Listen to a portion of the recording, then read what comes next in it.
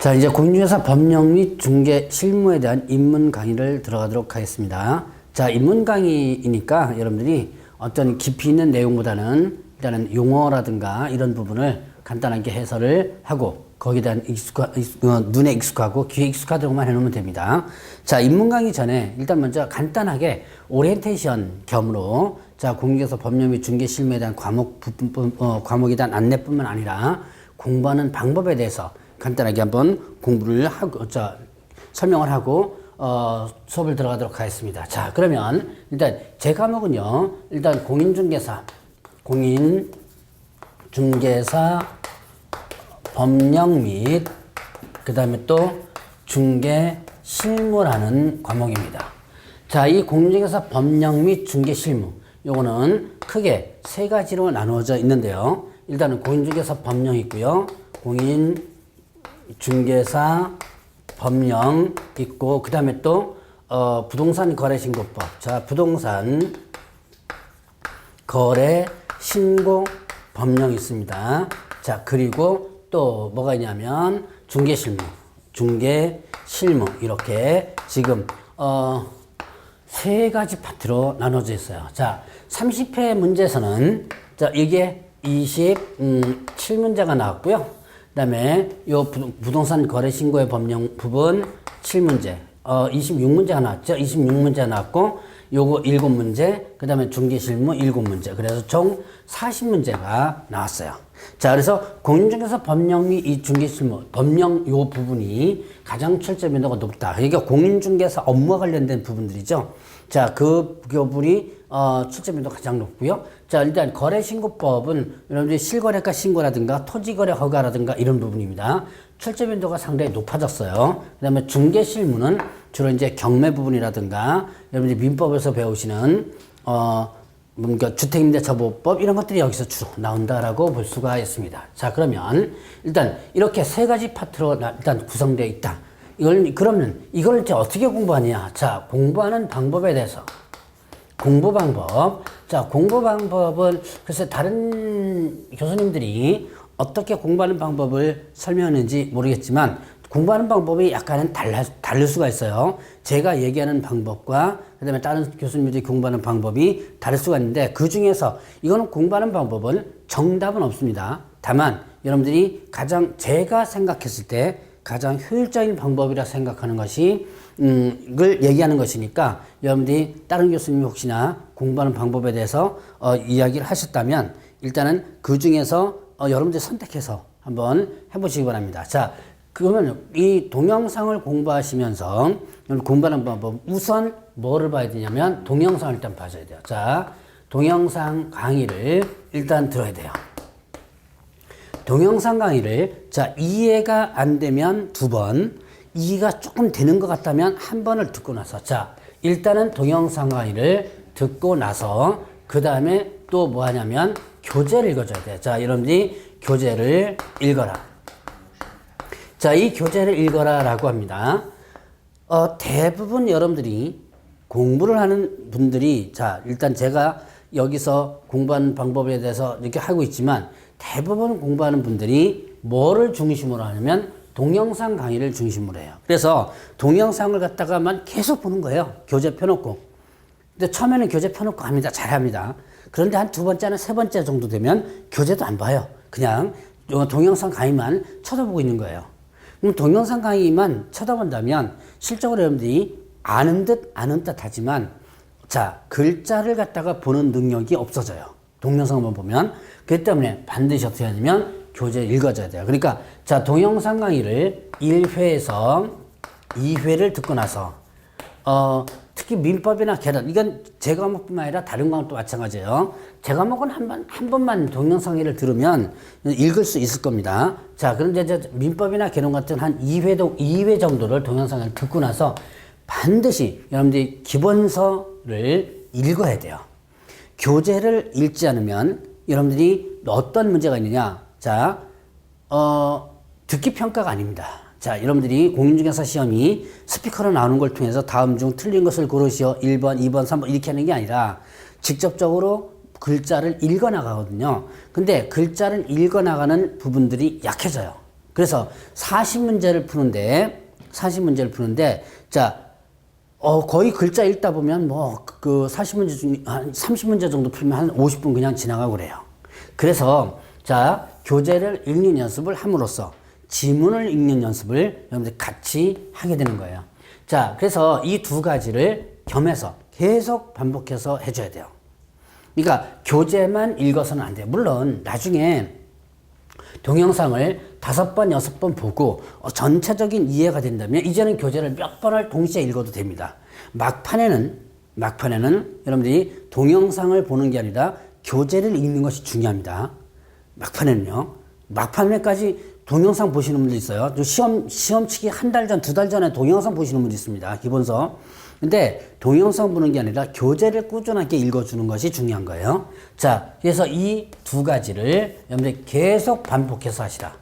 자, 일단은 동영상 보고 교재 한번 읽고, 동영상 보고 교재 한번 읽고, 이렇게 해서 반복해서 하다 보면 여러분들이 이제는 눈에 그려지게 돼요. 전체적으로. 그래서 이렇게 공부하는 방법을 한번 제가 제시해 봤습니다. 그래서 요 동영상으로 공부하시는 분들은 이 시스템으로다가 반복해서 하시고, 그 다음에 가능하면 여러분들 이제 동영상으로 공부하시는 분들이 공부하는 시스템이, 자, 시간 있을 때 조금 보고, 시간 있을 때 조금 보고, 이렇게 되면 실질적으로 공부하는 게 힘들어져요. 그러니까 어떻게 하냐면, 자, 일단 여러분들이 계획표를 짜세요. 직장 다니시는 분들은 회사 끝나고 나서 1시간이나 2시간 무조건 계획표 짜야 돼요. 그리고 그 계획표대로 공부를 해주셔야 돼요. 자, 오늘 제가 회사 갔다가 저녁 때 회식 있어요. 자, 회식 다 끝나고 조금 남으면 또 공부하고 이러면 절대로 합격 못합니다. 오늘 만약에 회식 있으면 가능하면 회식 참석 안 하고, 공부할 때는 여러분들이 거지간한 것은 좀 버려야 돼요. 그리고 어쩔 수 없이 회식을 한다면 술 마시는 것 최대한 억제하고, 술 어느 정도 들어가면 공부 안 돼요. 여러분들이 술이 알딸딸한 상태에서 공부하면요, 공부 되게 잘 되는 것 같은 느낌이 들거든요. 그런데 실제로 딱 다음날 일어나 보면 남는 게 하나도 없습니다. 그래서 가능하면 술 억제하시고, 그러면서 오늘은 예를 들어서 퇴근하고 나서 너무 무리하게 잡지 마세요. 무리하게 잡으면 나중에 이게 그 시스템대로 굴러가기가 힘들어요. 그러니까 한 2시간 정도 해서 동영상을 보고, 처음에는 좀 힘들어도 나중에는 빨리 볼 수가 있습니다.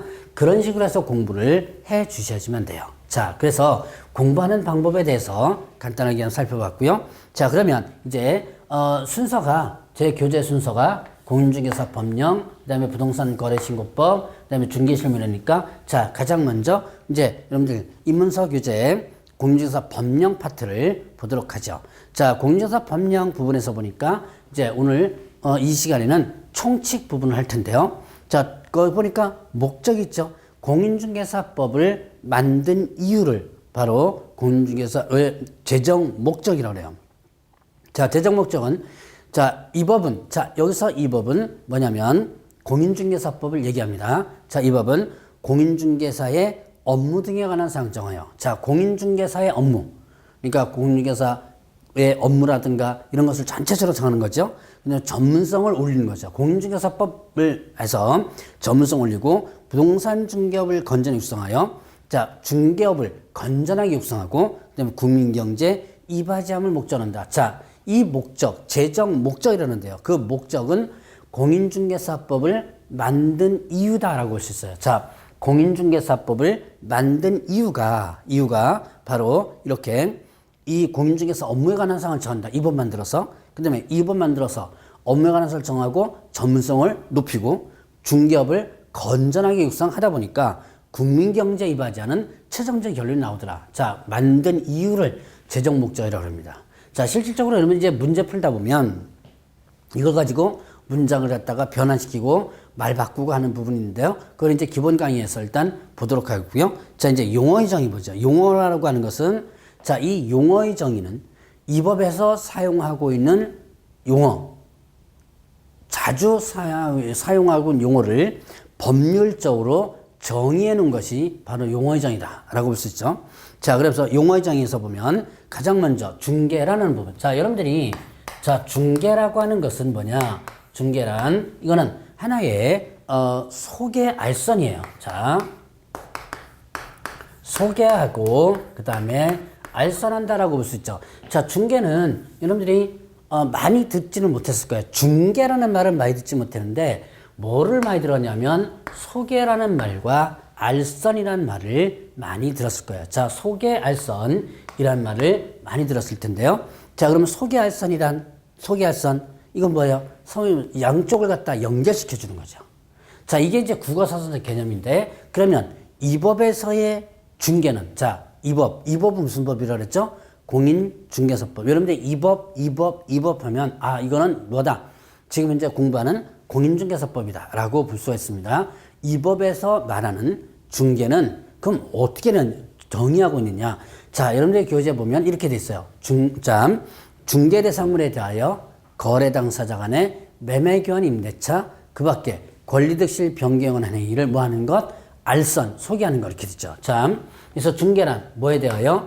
중개 대상물에 대하여 거래 당사자 간의 매매교환 임대차, 매매, 그 다음에 교환, 그리고 또 임대차, 그 밖의, 자, 그 밖의 권리득실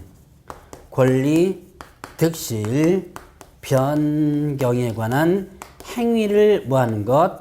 행위를 알선하는 것 이렇게 됐죠. 자, 중개대상물에 대하여 거래 당사자 간의 매매교환 임대차, 그 밖의 권리득실 변경한 행위를 뭐 하는 것? 알선하는 것 이렇게 이 법에서 중개란 말을 이렇게 정의하고 있습니다. 자, 중개란 그럼 뭐다? 자, 이때 중개대상물이란 뭐를 얘기하냐면, 자, 조금 이따가 중개대상물을 다시 한번 보겠지만, 자, 중개주순 물건이에요. 토지하고 건축물 이런 것들이죠. 자, 토지 건축물 이런 것들입니다. 자, 그 다음에 임목광업재단, 공장재단 이런 것들인데요. 자, 일단 그 뒤에 것 빼고 토지 건물을 잠깐 보세요. 토지 건물 하면 여러분들이 흔히 뭐라고 표현하죠? 부동산이라고 그러죠. 그러니까 결국은 이런 부동산에 대해서 거래하는 당사자, 우리가 거래하는 당사자니까 뭐예요? 매매에 있어서는 매도인과 매수인, 임대차에 있어서는 임대인과 임차인이 있는 거죠. 이런 거래하는 당사자 간 사이에 매매를 뭐 하는 거? 소개시켜주는 거. 교환을 소개시켜주는 거. 임대차를 소개시켜주는 거. 이게 바로 뭐냐면 중개다라고 볼 수 있는 거예요. 자, 그래서 이런 중개는 결국은, 자, 이 법에서 말하는 중개는 중개대상물에 대한 알선이다. 이것만 여러분이 입문강의 때 보시면, 아, 중개대상물이 뭐다? 바로 이런 부동산이다. 그러니까, 자, 여러분들이 남자, 여자를 소개시켜주는 거 아니에요. 이 법에서. 직업을 소개시켜주는 거 아니에요. 뭐를? 부동산, 즉, 토지나 건물을 소개시켜주는. 이것이 바로 이 법상의 중개다라고 하는 거. 그걸 여러분들이 기억을 좀 해놓으셔야 돼요. 자, 그러면, 이제, 자, 이렇게 해놓게 되면 나중에 이제 기본 강의일 때, 아, 입문 강의 때 들었던 내용들이 조금씩 하면 기억날 거예요. 자, 이제 두 번째 용어전을 보면 공인중개사라는 부분이 있어요. 자, 공인중개사는 뭐 하는 사람이었죠? 공인중개사. 자, 이 법에 의해서 자격을 취득한 자. 이 법은 무슨 법이라고 그랬죠? 공인중개사법. 자격 취득한 자를 공인중개사라고 합니다. 그럼 자격 취득하지 않은 사람은 뭐라겠어요? 공인중개사는 자격을 취득한 자인데 자격을 취득하지 않은 자는 공인중개사가 아닌 자라고 표현하겠죠. 공인중개사는 자격을 취득한 자 이렇게 여러분도 한번 들어보시고, 중개업이란 자, 중개업 이렇게 됐죠. 자, 여기에 보면 중개라는 말은 여기서 이미 설명드렸어요. 중개는 중개대상물에 대한 알선이다 라고 했죠. 그런데 그 알선하는 것을 업으로 하는 걸 이렇게 했죠. 업은 소위 말하면 뭐냐면 장사하는 거다라고 볼 수 있어요. 자, 업은 뭐 하는 거다? 장사하는 거다. 자, 그러면 결국은 여러분들이 업하면, 자,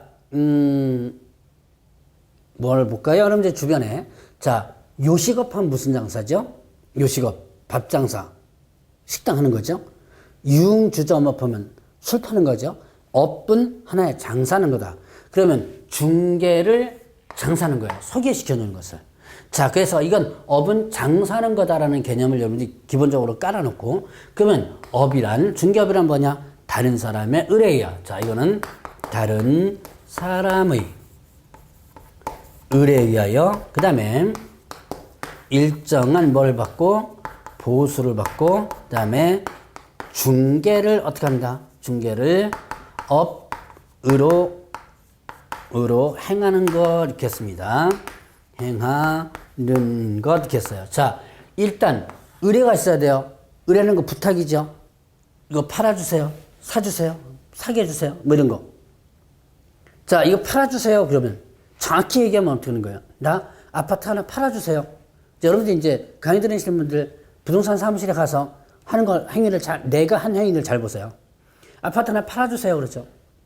그럼 이걸 정확히 표현하면 뭐라고 한다? 나 아파트 팔 거니까 살 사람 소개시켜 주세요. 이거예요.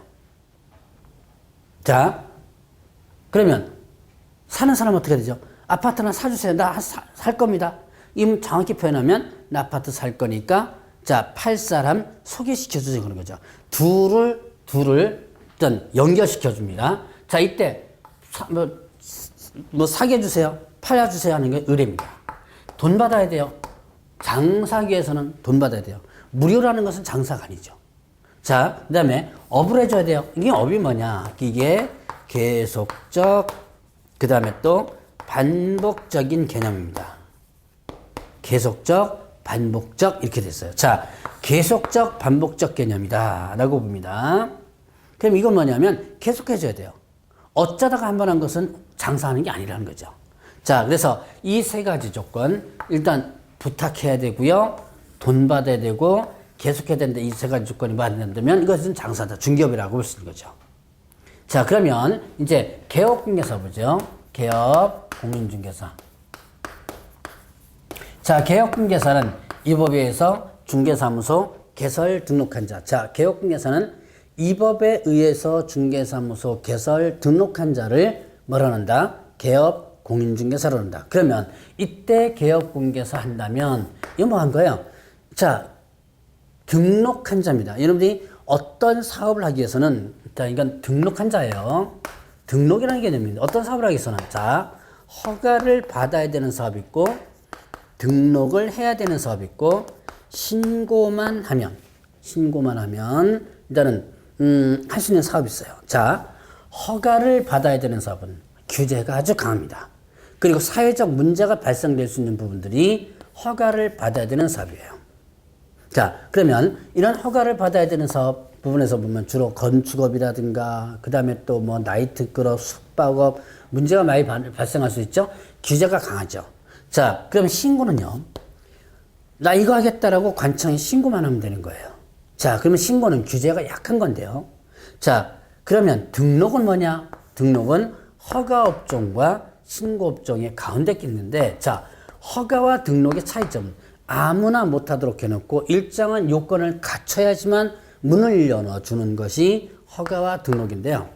자, 근데 허가는요, 여러분들 한번 잘 해보세요. 허가는 허가를 내줄 수도 있고 허가를 내주지 않을 수도 있다. 허가를 내줄 수도 있고 내주지 않을 수도 있다. 누구냐면 담당 공무원의 재량에 의해서 합니다. 자, 그런데 등록은 요건을 갖추면 반드시 허가를 내줘야 되는 그런 성격을 가지고 있어요. 자, 바로 중개사무소 개설 등록한 자. 자, 그럼 여러분들이 중개업을 하기 위해서는 뭐 하는 거예요? 일단 공인중개사 자격을 취득한 다음에 그럼 당연히 공인중개사 자격을 취득해야지 하죠. 자격 취득했다고 해서 바로 이렇게 중개업을 해서는 안 되고요. 개설 등록을 해야지만 업을 할 수 있는 거다라고 볼 수가 있습니다. 자, 그러면 이제 여기서 그 등록한 자를 뭐라 한다? 개업공개사 이렇게 하는 거죠. 자, 그래서 이렇게 여러분들이 구분하고 이거는 그러면 사장의 개념이에요. 그럼 이거 사장 등록한 자 그러면 자, 소속 공인중개사와 그 다음에 중개보조원 보면 자, 소속공개사는 어떻게 돼요? 소속공개사는 자, 개업 공인중개사에 소속된 됐죠. 자, 개업공개사에 소속된 공인중개사로서 공인중개사 자격을 가지고 등록을 하면 사장인 개업공개사가 되고 밑에 취직하면 소속공개사 되겠죠. 그러면 중개보조원은 어떻게 된다? 중개보조원은 얘는 어떻게 돼요? 자격증 없이 취직했어요. 자, 공인중개사가 아닌 자로서 개업공개사에 소속되어 중개대상물에 대한 현장 안내 일반 선문 등 단순한 업무를 보좌하는 자. 그러니까 간단하게 소속공개사는 자격을 취득한 뒤에 취직한 자를 얘기하는 것이고 중개보조는 어떻게 돼요? 중개보조는 자격증 없이 취직한 사람이다 라고 볼 수가 있죠.